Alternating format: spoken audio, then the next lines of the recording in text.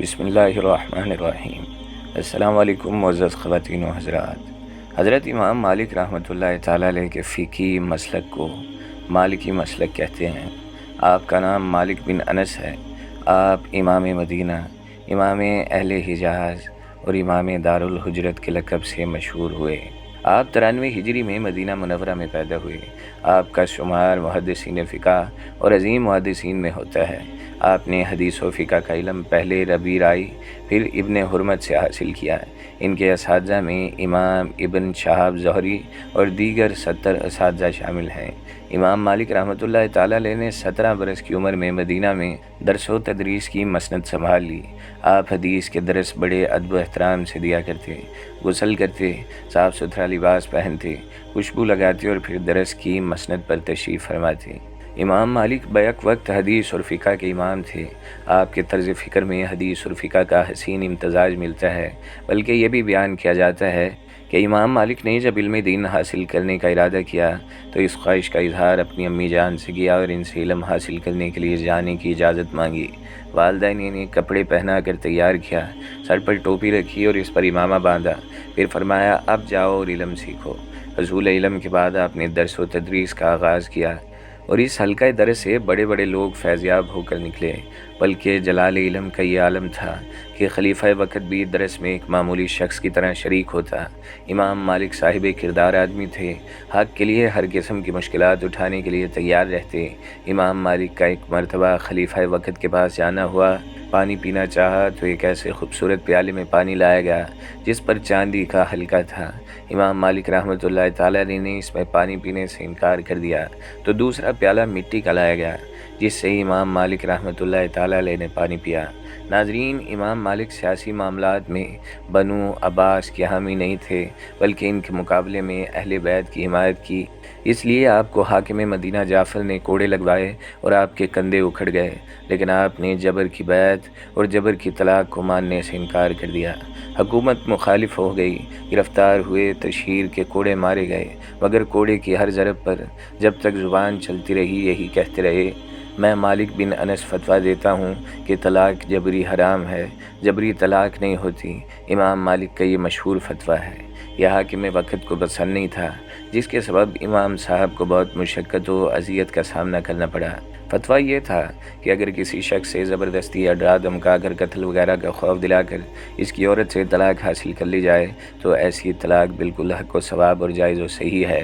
جب یہ فتویٰ امام مالک کے روبرو پیش ہوا تو آپ نے حدیث کے پیش نظر علل اعلان اس کی تردید کرتے ہوئے دو ٹوک الفاظ میں فرمایا کہ جبر و اقرا سے حاصل کردہ طلاق بالکل لغو و باطل ہے۔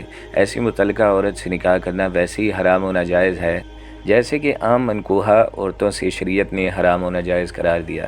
نہ صرف یہ بلکہ عالم مدینہ اس حدیث سے یہ فتوے بھی دیتے، جس طرح طلاق بکرا غلط و باطل ہے، ویسے ہی بزور شمشیر بیعت خلافت حاصل کرنے والے خلیفہ کی بیعت بھی شرعاً جائز و صحیح نہیں، اور منصور کی بیعت خلافت چونکہ جبر و اقرار پر مبنی تھی، اس لیے عالم مدینہ کے دونوں اعلانات بظاہر حکومت کو کھلا چیلنج تھے۔ اور اس طرف یہ کہ ان دنوں مدینہ کا گورنر جعفر بن سلمان تھا، جو منصور عباسی کا چچا زاد بھائی تھا۔ جب دونوں اعلانات اس نے سنے تو شاہی قراوت اور حکومت کے نشے سے سرشار اس نے امام صاحب کو انتباہی نوٹس دیا کہ اپنے فتوے سے رجوع کریں یا کم از کم آئندہ ایسا فتویٰ نہ دیں۔ حضرت امام مالک کا وجود ہی کتاب و سنت کے نشاء و اشاعت کے لیے مختص تھا۔ آپ نے گورنر جعفر بن سلیمان کی انتباہی نوٹس کی ایک ذرہ بر پرواہ نہ کی، بلکہ مزید جوش و خروش سے رد و تردید کرتے ہوئے کھلا اعلان کرتے رہے کہ جبر و اقرار سے حاصل کردہ طلاق غلط و باطل ہے۔ جعفر شاہی آرڈر کی توہین دیکھ کر آگ بگولا ہو گیا اور پولیس کو حکم دیا کہ امام صاحب کو اخلاقی مجرم کی حیثیت سے انتہائی ذلیل کن حالت میں پیش کیا جائے۔ امام صاحب کو لایا گیا۔ جعفر نے اپنا مطالبہ دہرایا۔ امام صاحب نے پھر اسی شان سے اسے ٹھکرا دیا اور فرمایا کہ اگر تمہارے مفتیوں کے پاس کوئی نسختی موجود ہے تو پیش کرو، ورنہ ہم فتوے کو واپس لینے یا اسے باز رہنے کے لیے قطعاً تیار نہیں ہیں۔ والی مدینہ نے ضد ہو کر امام صاحب کو مار پیٹ کا حکم دیا۔ امام صاحب کوڑوں کی ضرب سے چلاتے، زبردستی طلاق کوئی چیز نہیں ہے کہ نعرے بلند کرتے جاتے۔ اپنی خفت اور ندامت کو مٹانے کے لیے ظالم وقت نے حکم دیا کہ اس باغی کا منہ کالا کر کے پورے شہر میں گھمایا جائے۔ امام مالک کو سزا کے طور پر گدھے پر بٹھایا گیا اور ان کے چہرے پر سیاہی مل دی گئی۔ پھر وقت کے حاکم نے حکم دیا کہ انہیں مدینہ میں پھر لے آؤ، لہٰذا مدینہ منورہ کے امام اور فقہ کے چہرے کو سیاہ کر دیا گیا اور گدھے پر بٹھا کر پھرایا گیا۔ اب حضرت امام مالک رحمۃ اللہ تعالیٰ علیہ کی جرت دیکھیے کہ فرمانے لگے، لوگوں تم میں سے جو پہچانتا ہے کہ میں امام مالک ہوں وہ تو پہچانتا، اور جو نہیں پہچانتا وہ بھی سن لے کہ میں انس کا بیٹا مالک ہوں۔ امام صاحب وہاں بھی سریعام یوں فرمانے لگے کہ میں ڈنکے کی چوٹ پر کہتا ہوں کہ زبردستی طلاق کی کوئی حیثیت نہیں۔ والی مدینہ کو خبر کی گئی کہ تم نے امام کو ذلیل و رسوا کرنے کا پلان کیا تھا، لیکن امام الٹا حکومت کے ظلم و غضب کی داستان گلی کوچوں میں بیان کر رہے ہیں، تو والی مدینہ نے کہا کہ امام صاحب کو ان کے حال پر چھوڑ دیا جائے۔ حکومتی قیادوں سے خلاصی پاتے ہی امام صاحب مسجد نبوی آئے، وہاں بطور شکرانہ 2 نفل ادا کیے۔ خلیفہ منصور کو جب یہ صورتحال پتہ چلی تو بہت برہم ہوا اور والی مدینہ جعفر کو کہلا بھیجا کہ تمہاری بے وقوفی کی یہ سزا ہے کہ ابھی فوراً گدھے پر سوار ہو کر دارالخلافہ بغداد حاضری دو۔ خلیفہ منصور نے جعفر بن سلیمان کو معزول کر دیا اور خود مدینہ حاضری دے کر امام صاحب سے معذرت خواہ ہوئے۔ ناظرین، یہ تھا وقت کے امام کا، وقت کے حکمران سے تعلق، ان کی شجاعت و بہادری اور کلمہ حق سے دین کا سر بلند ہونا، اور وقت کے حکمران کو ذلت و پستی کا سامنا کرنا پڑا۔ دین کے معاملے میں امام مالک نے ملامت کرنے والے کی ملامت کی کوئی پرواہ نہیں کی، بلکہ ایک مرتبہ گورنر مدینہ نے امام مالک سے ایک دینی تحریر لکھوائی۔ کچھ عرصے بعد ابراہیم نے عرض کیا کہ وہ تحریر گم ہو گئی ہے، آپ دوبارہ لکھیے، تو امام مالک نے دوبارہ لکھنے سے انکار کر دیا اور فرمایا یہ بھی گم ہو جائے گی، پرانی تحریر ہی تلاش کرو۔ لہذا کچھ عرصے بعد وہ تحریر مل بھی گئی۔ پیارے دوستو، اپنے زمانے کے خلوت نشین بزرگ حضرت عبداللہ، ایک مرتبہ امام مالک رحمۃ اللہ تعالی علیہ کو انہوں نے خط لکھا جس میں انہیں ترغیب دی کہ وہ لوگوں سے میل جول ترک کر دیں اور زہد و عبادت کی طرف توجہ زیادہ دیں، تو امام مالک رحمۃ اللہ تعالی علیہ نے انہیں جواب تحریر کیا، بے شک اللہ تعالیٰ نے جس طرح لوگوں میں رزق تقسیم کیا، اسی طرح نیک اعمال بھی تقسیم کیے ہیں۔ کسی کو نماز کی اتنی توفیق ہے جتنی روزوں کی نہیں، کسی کو صدقے کی خوب توفیق ہوتی ہے مگر نفلی روزوں کی نہیں، کسی کو جہاد کی وہ رغبت ہوتی ہے جو نفل نمازوں کی نہیں ہوتی، اور علم دین کا نشہ تمام اعمال صالح میں سب سے افضل عبادت ہے، اور اللہ تعالیٰ نے مجھے جس عبادت کی توفیق دی ہے میں اس پر راضی ہوں، اور میرا خیال ہے کہ عبادت آپ کی عبادت سے کم درجے کی نہیں، اور ہم سب اللہ تعالیٰ سے ثواب کی امید رکھتے ہیں، اور اللہ تعالیٰ جس نے عمل کی توفیق دے دیں اس پر ہمیں راضی رہنا واجب ہے۔ پیارے دوستو، امام مالک کے دور کا ایک واقعہ جو ان کی فراست نظر کی روشن دلیل ہے۔ مشہور بزرگ یحییٰ بن حلف رحمۃ اللہ تعالیٰ علیہ فرماتے ہیں کہ میں ایک دن امام مالک کی خدمت میں حاضر تھا۔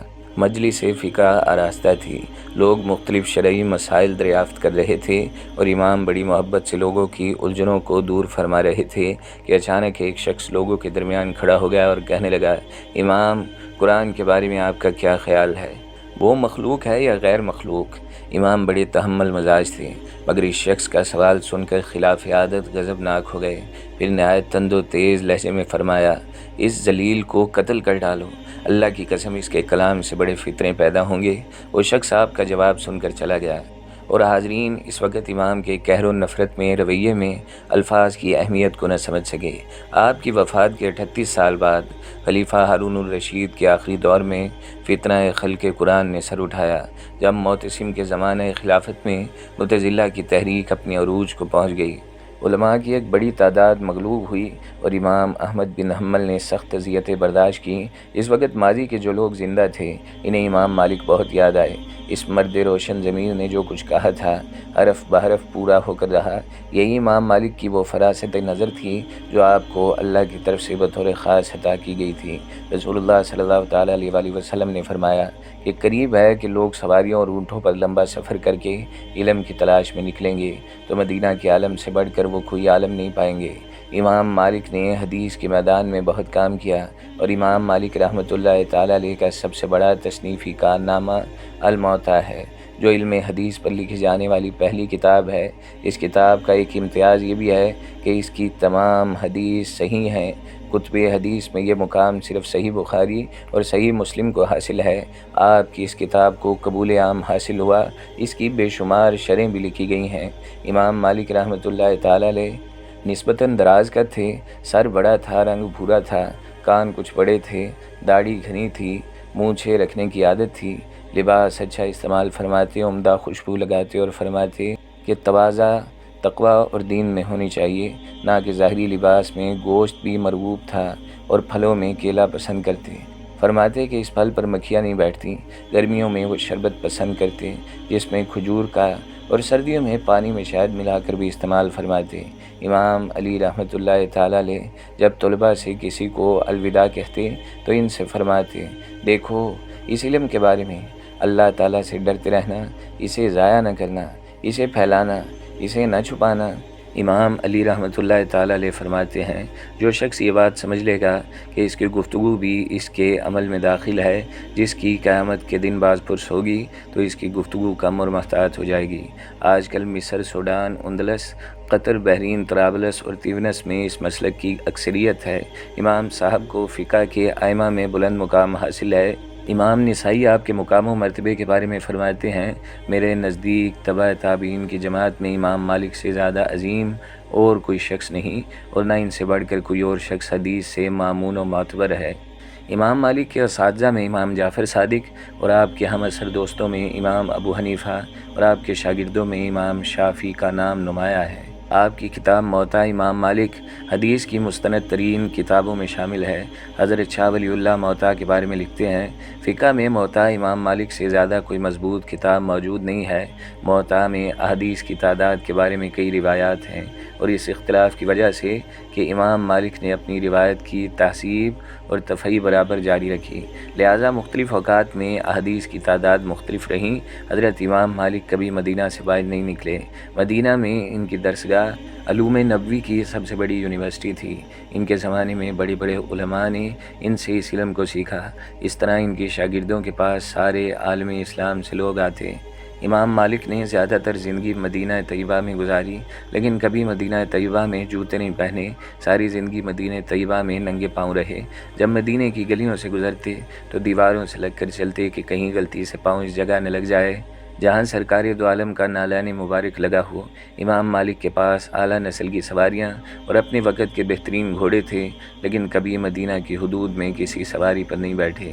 خلیفہ منصور کو مسجد نبوی صلی اللہ علیہ وسلم میں آواز بلند کرنے پر ٹوک دیا، جس پر خلیفہ معافی کا طلبگار ہوا۔ خلیفہ منصور نے باوقت دعا پوچھا کہ میں حضور صلی اللہ علیہ وسلم کے روضے کی طرف منہ کر کے دعا کر لوں یا منہ پھیر کے قبلے کی طرف کروں؟ فرمایا، حضور صلی اللہ علیہ وسلم کے روضے سے منہ پھیر کر کیسے دعا کرتے ہو؟ جو تمہارا بھی وسیلہ ہے، تمہارے باپ آدم کا بھی وسیلہ ہے۔ ایک ساتھی نے ایک بار راستے میں چلتے ہوئے حدیث پوچھ لی تو اسے 20 چھڑیاں لگائیں کہ یہ خلاف ادب ہے، حدیث کو راہ چلتے ہوئے نہیں پوچھتے۔ جب بیٹھے تو جتنی چھڑیاں لگائی تھیں اتنی احادیث بیان کی۔ ساتھی کو عمر بھر ملال رہا، کاش اور چھڑیاں لگائی ہوتی۔ ایک حج کیا، دوسرا حج کرنے نہیں گئے، کہیں مدینہ سے باہر جان نہ نکل جائے۔ بہت کم کھاتے کہ حاجت نہ ہو، مدینے میں رہتے تھے، لیکن رفع حاجت مدینے کی حدود سے باہر جا کر کرتے۔ جب حدیث بیان کرتے تو پہلے غسل کرتے، بہترین لباس پہنتے، عطر لگاتے اور عود جلا کر حدیث بیان کرتے۔ اگر دن میں 10 بار حدیث بیان کرتے تو بھی یہی اہتمام کرتے، کبھی کھڑے ہو کر حدیث بیان نہ کرتے کہ یہ بھی خلاف ادب ہے۔ ایک بار حدیث بیان کر رہے تھے، بچھو نے آپ کو ڈس لیا۔ ساتھی نے پوچھا، آپ کا رنگ باوقت بیان حدیث بار بار متغیر ہوا؟ تو بیان کیا، بچھو نے 16 بار کٹ لگایا تھا۔ ساتھی نے کہا، آپ بیان روک دیتے، میں اپنی تکلیف کے لیے سرکار صلی اللہ علیہ وسلم کی حدیث کو نہیں روک سکتا، یہ ان کا بیان تھا۔ ادب مجھے اس بات کی اجازت نہیں دیتا۔ ناظرین، امام مالک رحمۃ اللہ تعالیٰ علیہ نے 199 ہجری میں مدینہ میں وفات پائی اور آپ کو جنت البقیع میں سپرد خاک کیا گیا۔ اللہ کریم امام مالک پر کروڑوں رحمتیں نازل فرمائے اور ہمیں ان کے نقش قدم پر چلنے کی توفیق عطا فرمائے۔ آمین یا رب العالمین۔